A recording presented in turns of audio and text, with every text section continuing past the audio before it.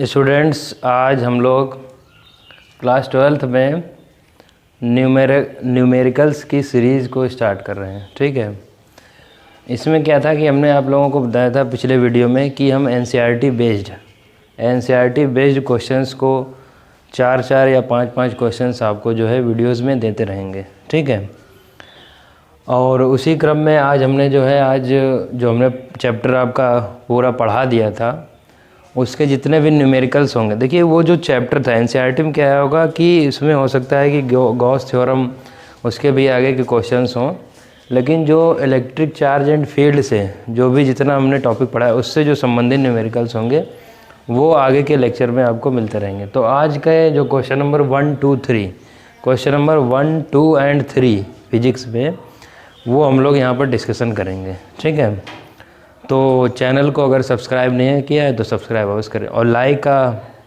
जो बटन होगी इधर आप स्क्रीन में अगर देख रहे हैं तो ज़रूर प्रेस करिएगा। चलिए स्टार्ट करते हैं। तो क्वेश्चन नंबर 1 में देखते हैं। क्वेश्चन नंबर हम पढ़ रहे हैं बुक से, आप लोग जो है देख लीजिएगा अपनी किताब में। ठीक है, देखिए इसमें लिखा है कि वायु में एक दूसरे से 30 सेंटीमीटर दूरी पर रखें। वायु में, ठीक है, तो वायु से मतलब क्या हमने बताया था। अभी देखिए पूरा क्वेश्चन पढ़ते फिर बताते हैं। वायु में एक दूसरे से 30 सेंटीमीटर दूरी पर रखे दो छोटे आवेशित गोलों पर क्रमशः 2 × 10⁻⁷ कूलाम तथा 3 × 10⁻⁷ कूलाम आवेश है, इनके बीच कितना बल है।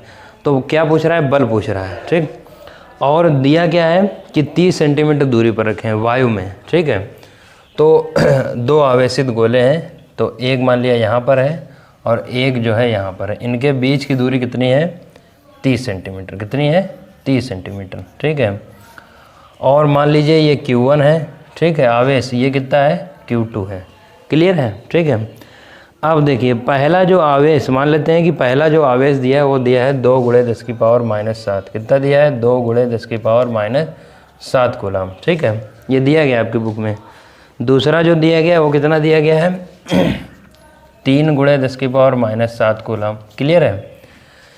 देखिए इतना क्वेश्चन दिया कि वायु में एक दूसरे से 30 सेंटीमीटर पर कोई आवेशित गोले जो हैं इनका आवेश दिया गया, ये रखे गए हैं। ठीक, अब वायु से मतलब क्या है? वायु से सीधी मतलब है कि अगर जब बल पूछेगा, ठीक है, आवेशों के संबंध में हमने कूलाम का नियम बताया था। ठीक है, तो उसमें जो परावर्तनांक के होता है उसमें हमेशा उसकी वैल्यू कितनी ली जाती है? 1। ये चीज़ क्लियर हो गई। ठीक है, दूसरी चीज़ लिखेंगे बाई कूलाम्स लॉ। ठीक, by coulombs law. Coulombs law में हमने क्या बताया था?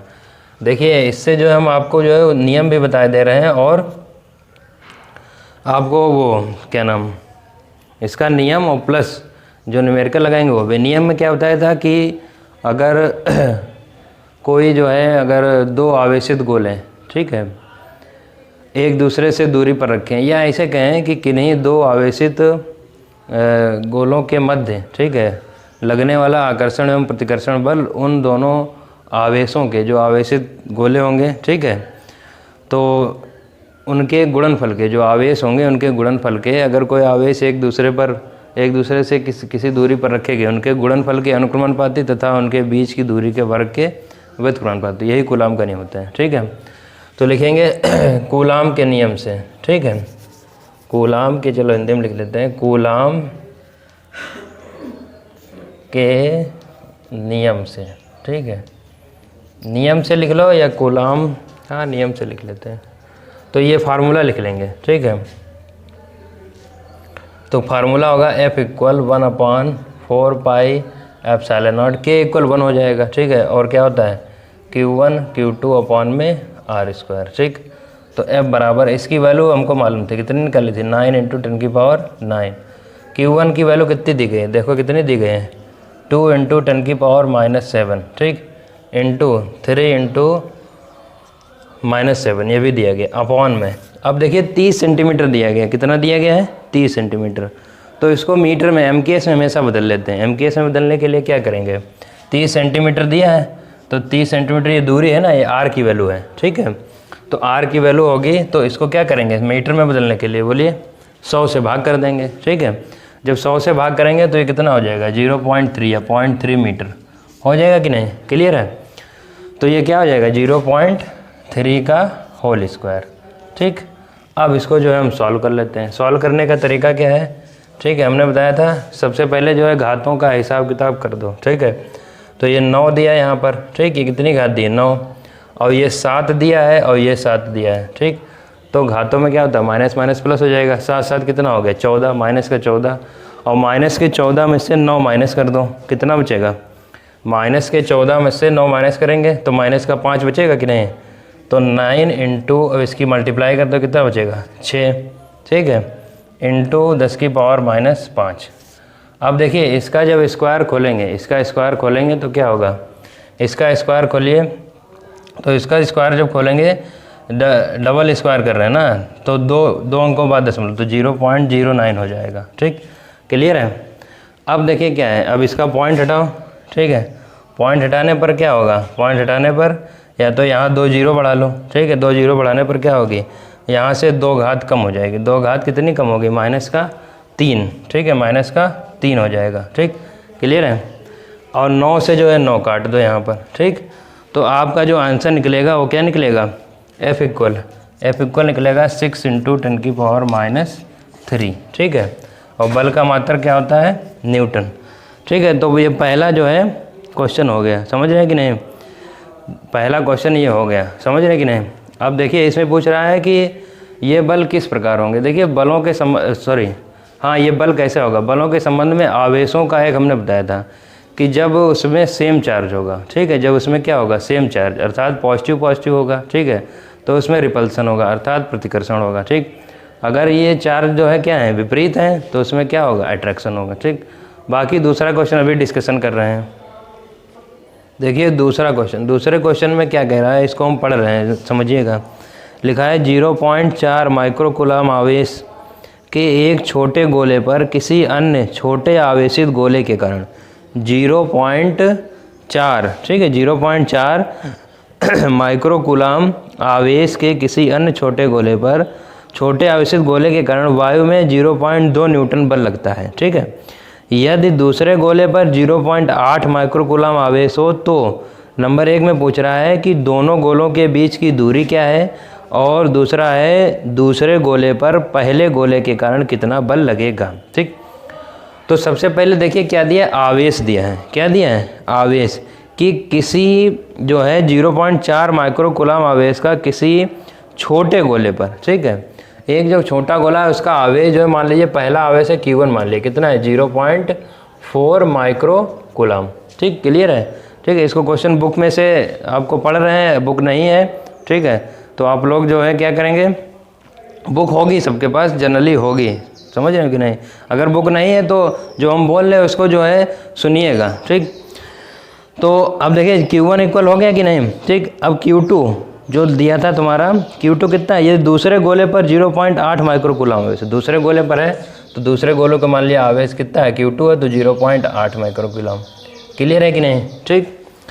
अब दिया था यदि छोटे आवेशित गोले के कारण वायु में 0.2 न्यूटन का बल लगता है, बल मतलब क्या हो गया यहाँ पर F, ठीक है, फोर्स है 0.2 न्यूटन का, ठीक। तो पहला जो पार्ट कह रहा है, इसमें 2 पार्ट हैं, ठीक है, इसमें ये पहला पार्ट है, पहले पार्ट में ये कह रहा है कि दोनों गोलों के बीच की कितनी दूरी है, तो R पूछ रहा है, सिंपल सी चीज़ है, तो सभी को पता होगा कि बाय कूलम्ब्स फार्मूला, ठीक है, कूलम्ब के फार्मूले से इसको जो है हम क्या है इसका निकाल सकते हैं कि नहीं, ठीक है। अच्छा एक चीज़ इसमें याद रखिएगा कि जो माइक्रो कूलम्ब है, ठीक है, जो माइक्रो कूलम्ब है इसको कूलम्ब में चेंज कर लेंगे। कूलम्ब में चेंज करने के लिए क्या होगा, इसको 10 की पावर -6 से मल्टीप्लाई करा देना, किससे, -6 से, दोनों को, ठीक है। देखिए ये इसलिए करते हैं क्योंकि ज़्यादातर जो यूनिट्स ली जाती हैं, ठीक है, कक्षा 11 में पढ़ाए गए होंगे, वो इंटरनेशनल सिस्टम में, अर्थात जो इसकी जो मानक पद्धति होती है वो MKS सिस्टम में ली जाती है, ठीक है, जो SI सिस्टम लिया जाता है वो भी MKS में चलता है, इसलिए इसको जो है चेंज करना आवश्यक है, ठीक। और यूनिट्स जो है किसी भी एक सिस्टम में ही रखी जाएंगी, तभी आंसर वेरीफाई करेगा। तो ये हमने कर लिया, क्लियर है। अब जो है इसमें क्या करना है, इसका जो है तुमको फार्मूला जो है पता ही है कूलम्ब्स लॉ का, ठीक है। कूलम्ब्स लॉ जो है उन्होंने क्या बताया था, F = 1/4πε0 Q1 Q2 अपॉन में R², ठीक है। अब उसको जो यहाँ पे रख देना है, ठीक है। तो फार्मूला क्या होता है, F = 1/4πε0 Q1 Q2 अपॉन में R²। देखिए इसका हम फार्मूला बना दे रहे हैं, बाकी कैलकुलेशन के लिए आप खुद कर सकते हैं, ठीक है। 12th में इतना होता है कि कैलकुलेशन तो आनी चाहिए, ठीक। तो सबसे पहले क्या करेंगे, आर की वैल्यू निकालनी है। किसकी वैल्यू निकालनी है, आर की वैल्यू निकालनी है, ठीक। तो आर की वैल्यू निकालने से पहले हम इसका मान मालूम है, बोलिए कितना होता है 1/4πε0 का मान। हाँ, सबको मालूम है कि इसका मान होता है 9 × 10⁹, अर्थात 9 × 10⁹, ठीक। Q1 Q2 अपॉन में R², ठीक। क्लियर है। जब R² की वैल्यू निकालेंगे, देखिए R² इधर जाएगा, ठीक। और जब R² होगा वो किसके, देखो F अपॉन में हो जाएगा, अपॉन में हो जाएगा कि नहीं, ठीक। इधर वाली वैल्यू ऊपर रहेगी, तो 9 × 10⁹ Q1 Q2 अपॉन में कितना होगा F, ठीक।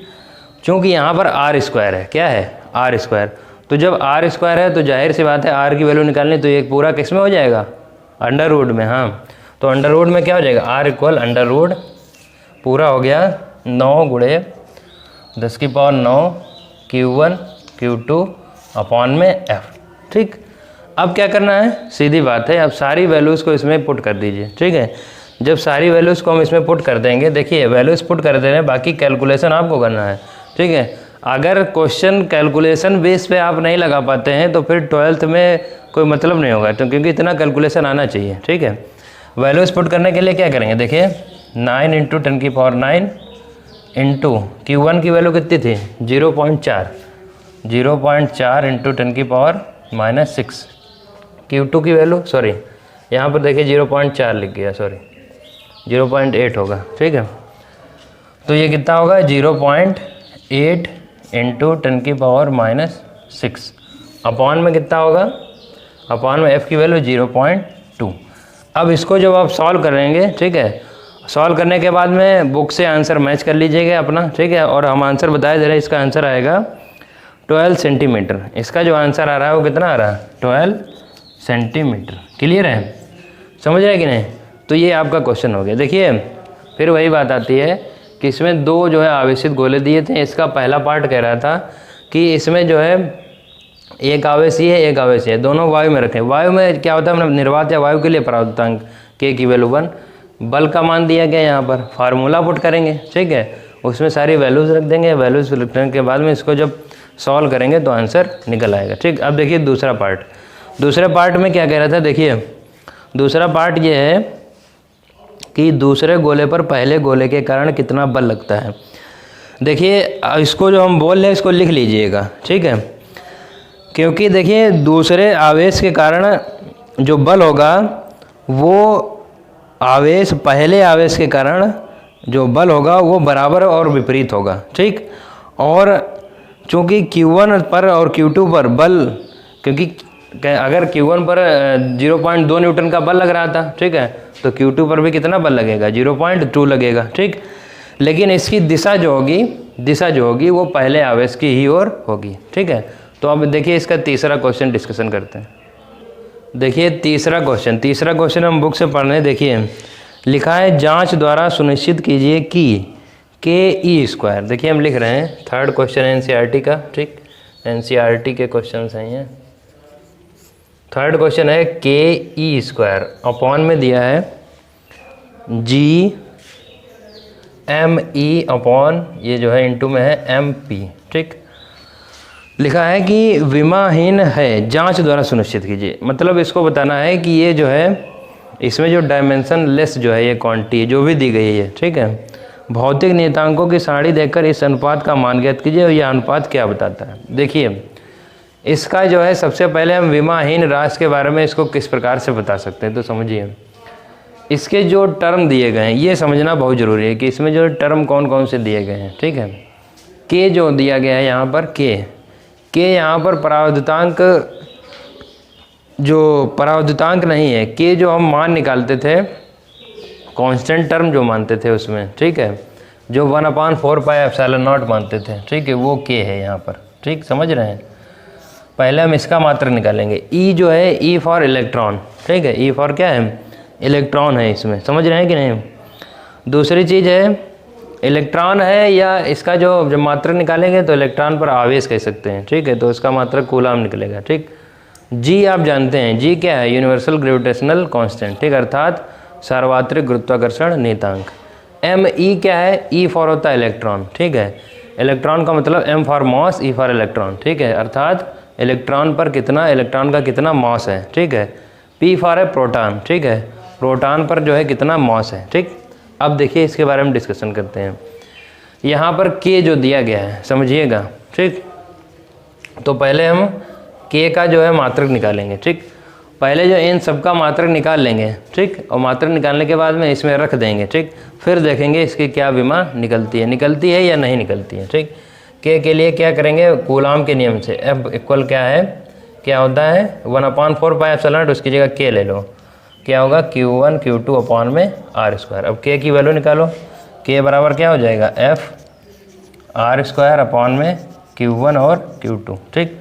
यहाँ से मात्रक निकालना सबको मालूम है, क्लियर है। देखिए के का जो मात्रक होगा, के का जो मात्रक होगा वो क्या होगा, एफ का मात्रक न्यूटन, ये मीटर स्क्वायर, ये कूलाम स्क्वायर, क्यों, क्योंकि 2 बार दिया था, क्लियर है। तो न्यूटन मीटर स्क्वायर अपॉन में कूलाम स्क्वायर, ये हो गया, समझ रहे हैं। अब देखिए दूसरी चीज़ क्या है, दूसरी चीज़ जी का मात्रक निकालेंगे, ठीक। तो जी के मात्रक के लिए देखिए क्या करते हैं, जी के मात्रक के लिए जो न्यूटन ने गुरुत्वाकर्षण नियम दिया था, ठीक है, उससे जो है जी का मात्रक निकालेंगे। जी के मात्रक निकालने के लिए क्या करेंगे, देखिए चूँकि हमको मालूम है ये के का मात्रक निकाला है, अब जी का मात्रक निकाल रहे हैं, ठीक। देखिएगा इधर ध्यान दीजिएगा, चूँकि हमको मालूम है एफ बराबर क्या होता है, जी m1 m2 अपॉन में R², ठीक। जी की वैल्यू निकालो यहाँ से, तो जी बराबर वही होगा क्या, एफ R² अपॉन में m1 m2, ठीक। बताइए जी का मात्रक क्या होगा, सबको समझ में आ रहा होगा आई थिंक, ठीक है। जी का मात्रक क्या होगा, एफ का मात्रक न्यूटन, आर का मात्रक मीटर स्क्वायर, ठीक है।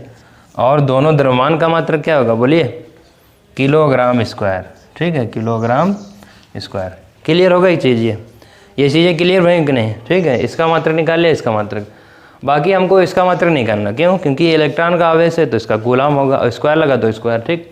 ये दोनों जो है क्या है, द्रव्यमान है किसी भी चीज़ के, कोई भी पार्टिकल हो, चाहे इलेक्ट्रॉन हो, चाहे प्रोटॉन हो, चाहे न्यूट्रॉन हो, चाहे पॉजिट्रॉन हो, कुछ भी हो, उसमें द्रव्यमान है तो उसका मात्रक क्या होगा, MK सिस्टम में किलोग्राम, ठीक। तो अब देखिए इसको हम रख देते हैं, ठीक। के का मात्रक कितना निकला, इतना, ठीक। ध्यान दीजिएगा, इसको रफ कर रहे हैं, ठीक। देखिए हम इसका मात्रक अब रखेंगे, ठीक। पहले मात्रक रखेंगे, अगर मात्रकों में कुछ बचता है, ठीक है, तो फिर उसकी विमा निकाल लेंगे, क्लियर है। और अगर नहीं बचेगा तो वो जो होगी वो विमाहीन राशि हो जाएगी। के का मात्रक कितना है, न्यूटन मीटर स्क्वायर अपॉन में क्या हो गया, कूलाम स्क्वायर, ठीक। ई का मात्रक क्या होगा, ई हमने बताया आवेश है तो क्या हो गया, कूलाम स्क्वायर। जी का मात्रक क्या है, जी का मात्रक हमने उधर लिखा है, जी का मात्रक कितना है, न्यूटन मीटर स्क्वायर, ठीक। अपॉन में क्या है, किलोग्राम स्क्वायर, इसके अपॉन में किलोग्राम स्क्वायर है, ठीक।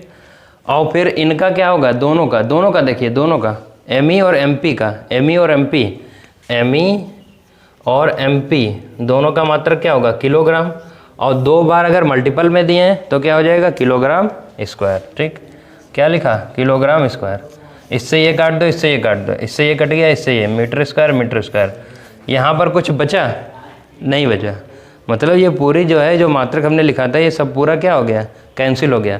और जब मात्रकों में कुछ नहीं बचा इसका, ठीक है, जो हमारे पास क्वांटिटी दी गई थी उसमें जो है मात्रकों में जब कुछ बचा नहीं, तो अर्थात जो है यह क्या है, एक विमाहीन राशि है। देखिए इसी प्रकार एक उदाहरण बता रहे हैं, जैसे आपने जो कक्षा 11 में पढ़ा होगा विकृत के बारे में, ठीक। विकृतियों में जो है वो भी एक विमाहीन राशि होती है। क्यों होती है, क्योंकि उसमें जो दोनों होती हैं लंबाइयाँ दी होती हैं, ठीक है, दोनों ऊपर नीचे क्या दी होती हैं, लंबाइयाँ दी होती हैं। एक जो है लंबाई में परिवर्तन होता है या वृद्धि कह सकते हैं, नीचे प्रारंभिक लंबाई। तो दोनों में अगर मात्रा लिखेंगे तो मीटर हो जाएगी, कैंसिल हो जाएगा, अर्थात कुछ नहीं हो जाएगा, विमाहीन हो गए। क्लियर है कि नहीं ये चीज़। तो इसलिए क्या लिखेंगे, जो ये राशि दी गई है ke² अपॉन में GME/MP, तो ये क्या है, एक विमाहीन राशि, विमाहीन राशि है, ठीक। आगे देखिए क्या करते हैं, देखिए उसके आगे ही दिया होगा कि भौतिक नियतांकों की सारणी देकर इस अनुपात का मान ज्ञात कीजिए। जो अनुपात दिया था ke² अपॉन में MEMP, ठीक। इसमें जो है एक सारणी जो है बुक में आगे या पीछे कहीं पे बनी होती है, NCERT या हर बुक में जो फिजिक्स पढ़ेंगे, तो उसमें कह रहे हैं इसकी वैल्यू देखकर इसका जो है रेशियो बताइए, इसका जो है मान कितना निकलेगा। तो देखिए K जो होता है, K हमने अभी आपको बताया था कि K जो होता है वो किसके इक्वल होता है, 1/4 पाई एप्सिलॉन नॉट के। और ये किसके इक्वल होगा, इसकी वैल्यू 9 × 10⁻⁹ जो इसकी न्यूमेरिकली वैल्यू होती है, ठीक। E जो होता है E जो होता है इलेक्ट्रॉन पर आवेश होता है, किस पर, इलेक्ट्रॉन पर आवेश। और इलेक्ट्रॉन पर आवेश आपको मालूम है कि 1.6 × 10⁻⁻19, ठीक। G जो होता है वो ग्रेविटेशनल कांस्टेंट होता है, ठीक, यूनिवर्सल ग्रेविटेशनल कांस्टेंट, ठीक है। तो उसकी वैल्यू कितनी होती है, 6.67 × 10⁻11, ठीक। मात्रक जो है अभी निकलवाया था हमने। अब देखिए Me मतलब इलेक्ट्रॉन पर कितना द्रव्यमान होता है। इलेक्ट्रॉन पर द्रव्यमान जो होता है वो 9.1 ×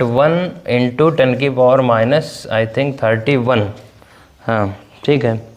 दूसरा है प्रोटॉन। प्रोटॉन पर कितना द्रव्यमान होता है, देखिए हम लिखे दे रहे हैं 1.67 × 10⁻⁻27, ठीक, -27, क्लियर है। इतनी चीज़ें जो है हमने लिख दी। अब आपको करना क्या है, देखिए वैल्यूज़ को यहाँ पर पुट करना है। कैसे पुट करे दे रहे हैं, उसके बाद आपको सॉल्व कर लेना है। सॉल्व करने में अगर कोई दिक्कत आती है तो हम फिर वही बता रहे हैं, 12th क्लास में अगर हम इसका सोल्यूशन तो दे ही रहे हैं, बाकी आपको केवल कैलकुलेशन करनी है, ठीक है। तो अब K की वैल्यू रखेंगे, क्या होगी, 9 × 10⁻9। E की वैल्यू कितनी है, 1.6 × 10⁻19। इसका होल स्क्वायर कर देते हैं, क्यों, क्योंकि जो है स्क्वायर लगा है। G की वैल्यू रख दो 6.67 × 10⁻11, ठीक। और Me और MP, देखिए Me कितना था, 9.1 × 10⁻31, ठीक। और जो MP था ये यही गुणम रहेगा, ठीक, क्या हो जाएगा 1.67 × 10⁻27, ठीक। इतनी आपको कैलकुलेशन करनी है। पहले घातों को जोड़ घटा लेंगे, ठीक। उसके बाद में क्या करेंगे, उसके बाद में जो है जो भी मान निकलेगा वो जो है इसका जो भी ये क्वांटिटी दी गई उसका मान निकल आएगा, ठीक है। अब बाकी के जो क्वेश्चंस होंगे वो नेक्स्ट वीडियो में बताए जाएंगे, ठीक है। Thank you.